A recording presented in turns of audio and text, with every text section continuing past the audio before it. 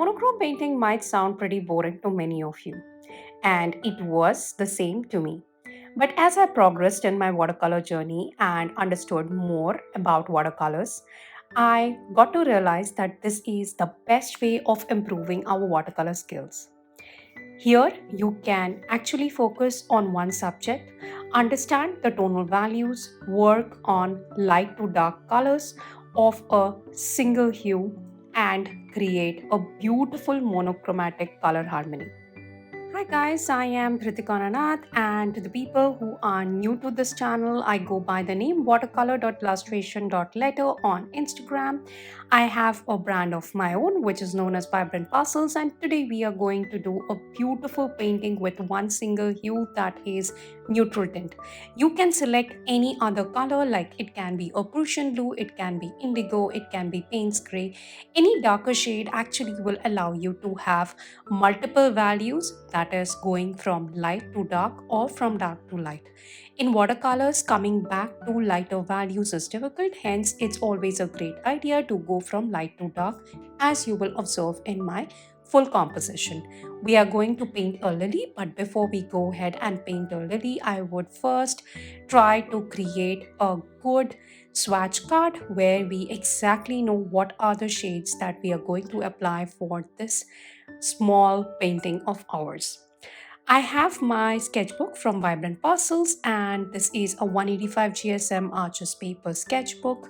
Of course, the paper, which is watercolor, is 100% cotton, and many of the small bookmakers do make these kind of sketchbooks. You can directly reach out to me on vibrantparcels.com for purchasing any of these sketchbooks, or else even purchase from any other bookmaker of yours. Let's go ahead and start adding these swatch card on the left side.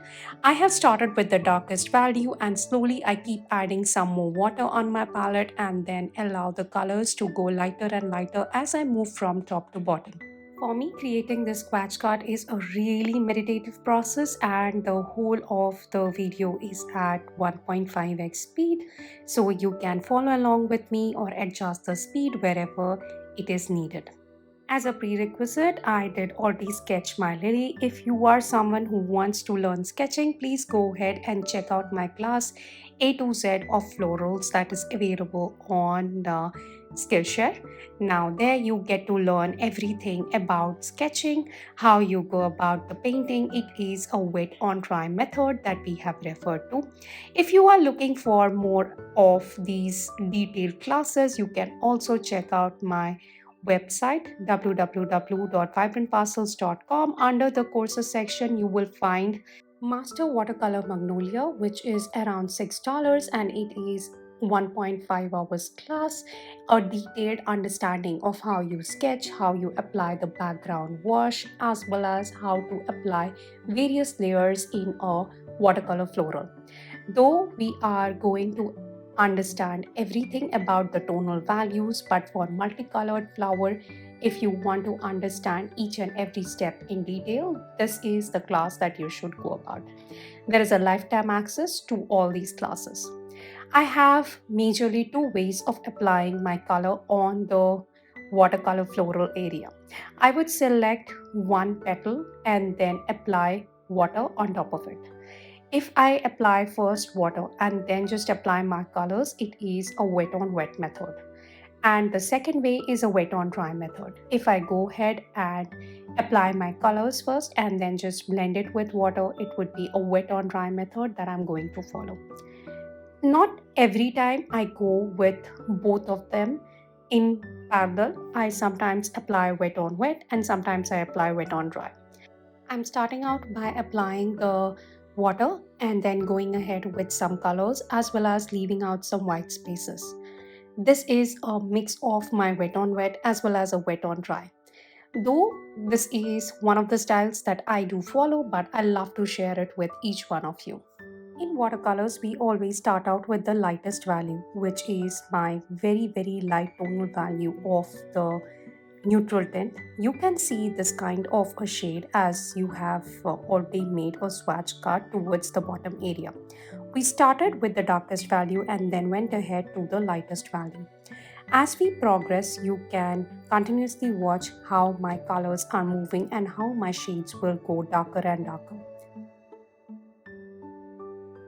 Watercolors leaves out with less opportunity in terms of applying the darker value and then coming back to the lighter value.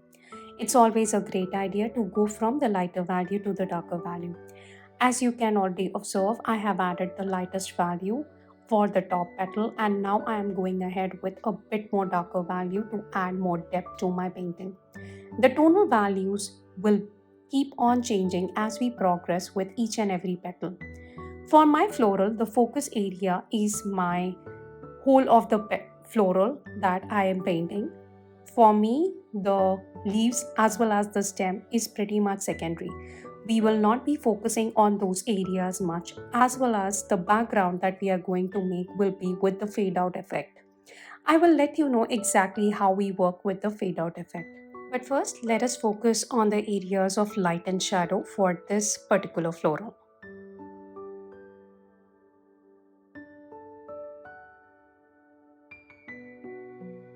You can see me blending my colors at regular intervals, and this is just to make sure that I am not applying an absolute dark layer anywhere while I am adding my tonal values.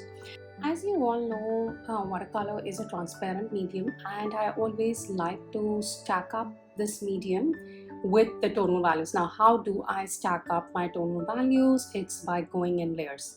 You can see a very light layer in the first one, and as we progress, I would add layers over layers, and each of these layers is known as glazing. Now, glazing is pretty fancy to be sure. Yeah, of course, many of you know it that it's a pretty fancy name, but the simple point of adding glazing means that you're going from one layer to another, and from second layer to third layer you are working in different spaces. In each of these layers we will try to keep our first layer intact to a great extent as we keep blending the colors lighter and lighter, so a few spaces keep as is it was in the first layer, and some of the spaces keep building up, which will give you the darkest value and the deepest tonal values for your painting.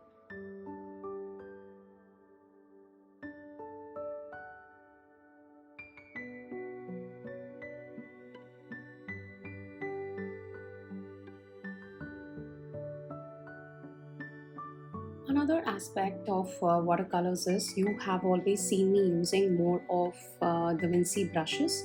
Now, all these brushes I'm pretty comfortable with. You should actually know your brushes because the water control and the control over your brush stroke is very important in watercolors. It's a pretty tricky medium, but if you are well versed with the paper, that is for me 185 GSM arches paper goes best for these paintings, and the brushes that you are using along with the artist grade paints, then you already have all the skills at place, and you can frankly accentuate in the whole process of learning of your watercolors. Let's understand a bit about our monochromatic color scheme harmony. Now, sometimes what happens is that I do not plan a lot of things, and yes, many of the things are accidental. Now, what is a monochrome color scheme? Now, you are guaranteed that the result that you get with a monochrome color scheme will be harmonious, as you are not mixing up a lot of pigments and there is no possibility of a dirty mix. Now, why does these dirty mixes happen? It happens as and when you continue to work with your watercolors. There are a lot of pigments that a paint maker might have used to make a particular hue, and you are mixing up two different hues, which might end up in 6 to 7 pigments which have been used, and hence you can get that kind of a dirty mix. But with one single color, you can never go wrong. That's something which has always been very, very interesting to me, as well as you can create so much of light and contrast. As my floral area would be the lightest one throughout the painting, I will have a really dark background, which is majorly to do with the fading out effect.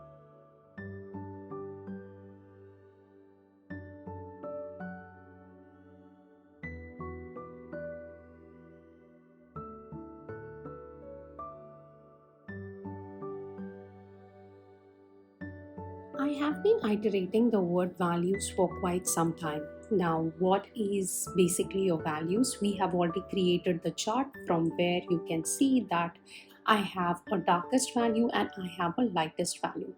What does this value really do to your painting?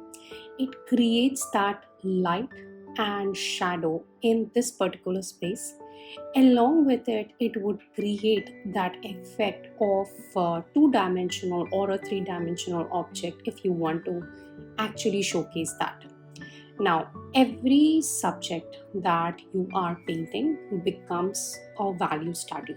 In this case, for me, it is the lily where I am adding my darkest value towards the middle part of these petals, and as we go towards the outer side, it becomes lighter and lighter. I play a lot with the lighter and the darker values so that I can show my subject in a better way. The particular petal that I was painting right now is over another petal on the left side, and hence I had to add the shadow, which I did with the help of my darkest value.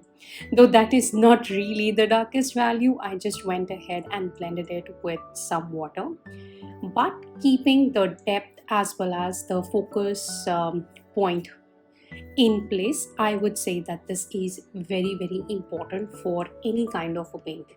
While I did tell you more about value, one thing that I want to highlight in between this whole process is you should divide your values into three different parts. One is the darkest value, one is the lightest value, and one is the mid value. That is really, really important to understand what you are using right now for your painting. The darkest value, of course, will we will go ahead and apply it while I told you that it is the fading effect.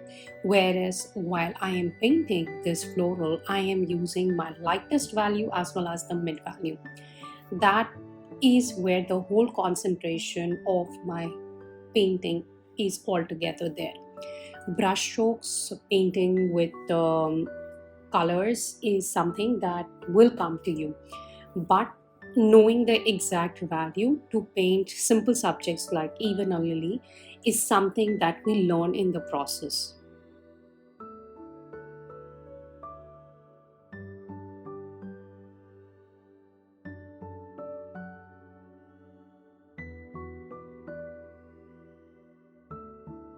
Many of you, time and again, have told me that your paintings look pretty flat or dull. Either it be because of the colors that you are using, or it be because of the paper, anything. But for me, I think it's mostly because of the values that you have in your painting. If you have built up a good reservoir of how to work with your values, I think your painting can never look flat and dull. You exactly know how to create your depth, you exactly know how to create your light, shadows, etc., which is the most important aspect of a painting. Whereas in case you are new to watercolors and you have only studied more about flat washes or variegated washes, it might not be the best way to go about in this watercolor journey to a great extent. You have to continue working with watercolors and experiment with it. It is not a one day process. Experimenting is very, very important for watercolors. The more you experiment with watercolors, the better you understand how it works. The more compositions you do, the more work you do with intuition, and that would be one of my next videos that I'm coming up with, how to paint with intuition. This is something that I want you guys to learn and understand as well as have a hold on.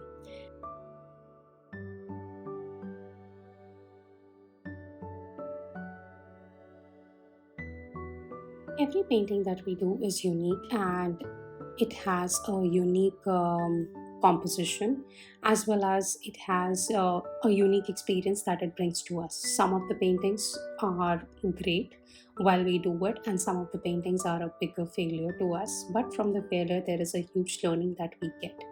Sometimes It may be also because of the paper, paints, brushes, etc., that you are using, and you might not have the best of the outcomes. But slowly and steadily, you will understand what is needed to get the best and the final outcome for your painting. And every learning is a must for watercolors. As I've told you even earlier, that watercolor is a tricky medium and it takes a while to understand more about watercolors. So you should continue to practice, practice, and practice with watercolors for the best of the outcome. The more you practice, the better you understand this medium, and the better would be your final paintings that you try to do. Or even if you are trying smaller paintings, you can have some amazing and fantastic, beautiful creativity out there.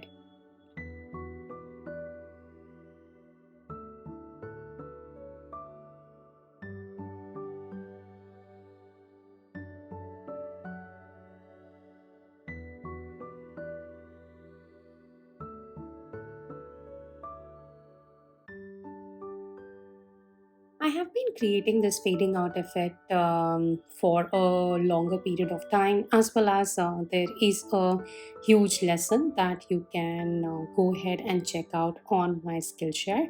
There are about 10 to 12 paintings that I've done over there, as well as each of these paintings have monochrome. So it's more about meditating with watercolors, and we are using either monochrome or a limited palette.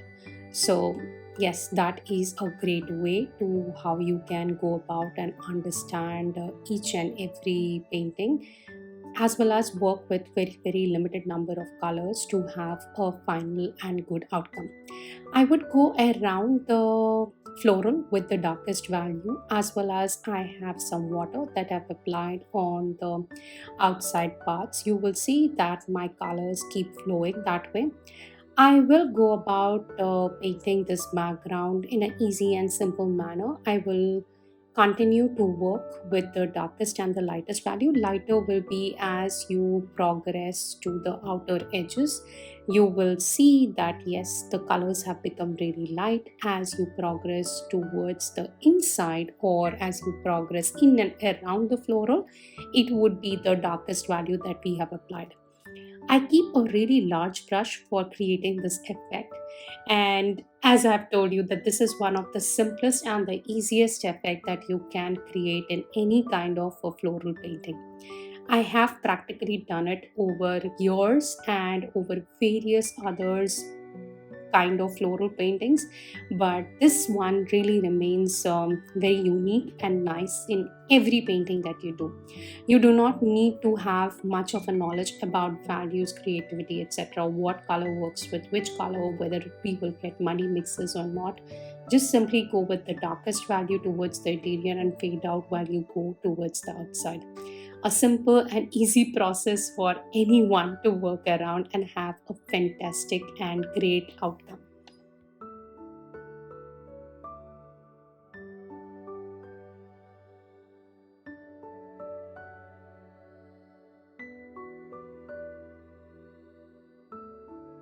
There is not much to explain over here, so I will just increase the speed and we will just finish off this fading effect and then get back to our branches and the leaves for this lily painting.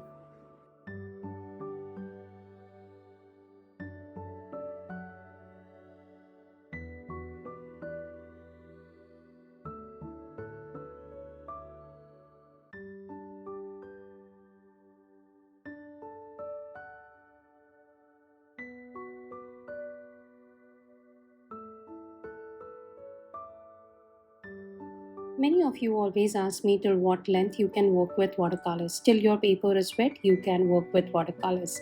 Once your paper starts drying and gives you patchy effect, you should not work, as the whole of the background is soft in nature, and hence we are not going to change and get a particular space which gives us more of hard edges.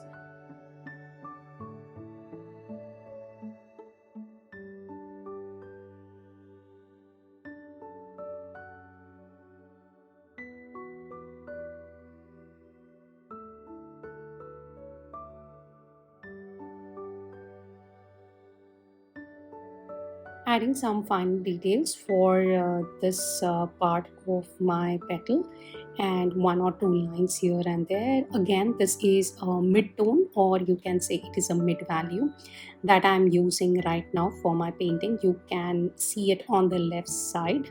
If you see your swatch card, you would be in a position to understand that this is a mid-tone rather than it being the darkest value.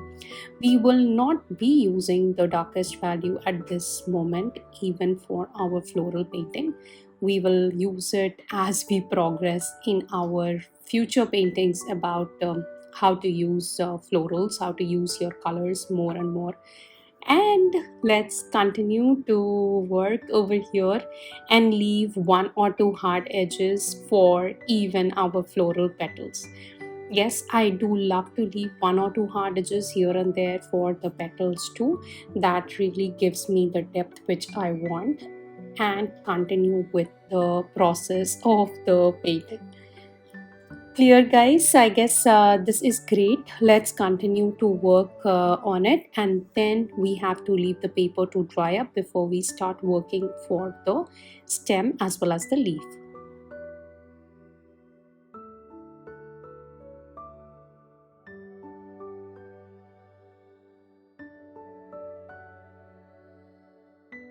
Value has a great role to play even at this stage. In few of the places, I would be going with the darkest color, that is majorly my neutral tint with the darkest value.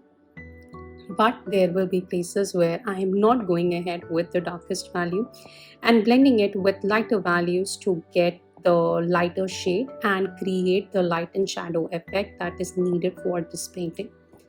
Continue to work on this leaf. It is 1.5x as I have told you, and then we will work on the last few details of the floral which is needed. Have a final look at the painting after removing the tape.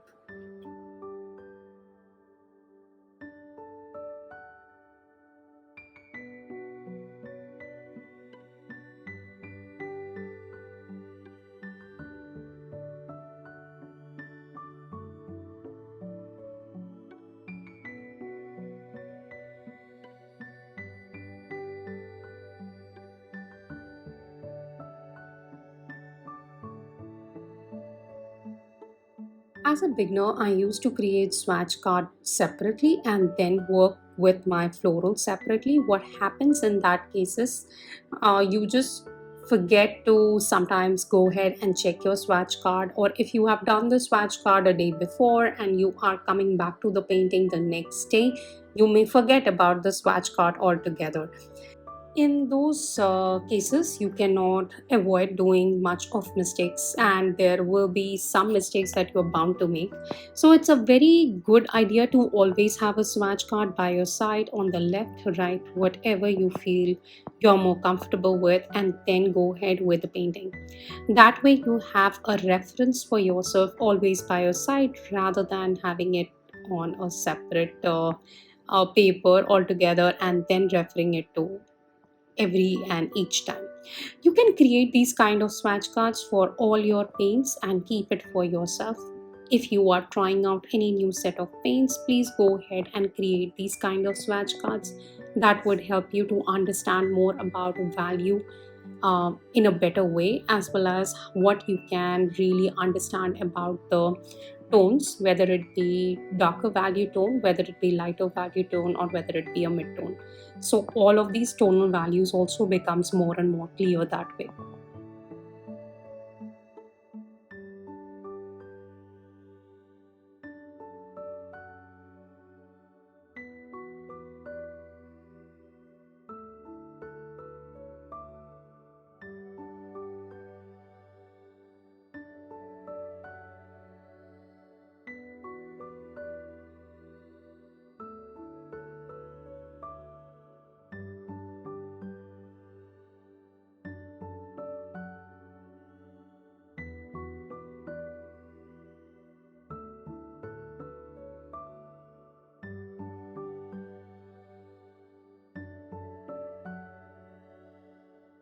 For me, blending has been one of the primary techniques that I have learned during my initial days, and it can come to my rescue at very, I would say, at each and every time or at regular intervals it comes to my rescue.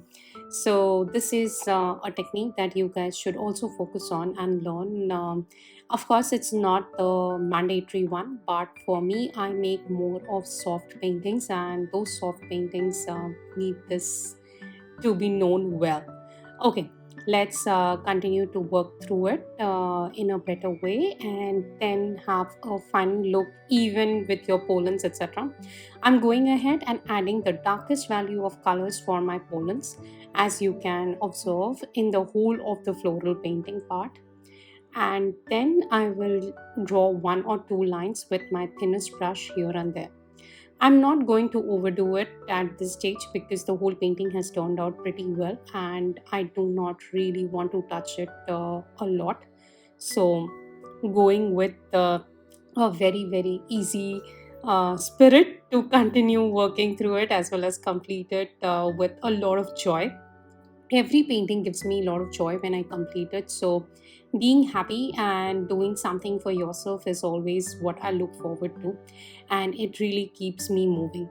If you have liked the video, please give me a thumbs up, leave a comment. I would be more than happy to read through it. Please subscribe to my channel. I am coming up with one or two videos every week.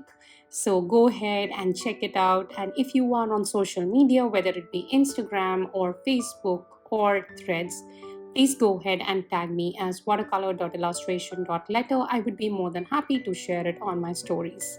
I have more videos coming up soon, as well as let's keep enjoying painting with watercolors and share the joy.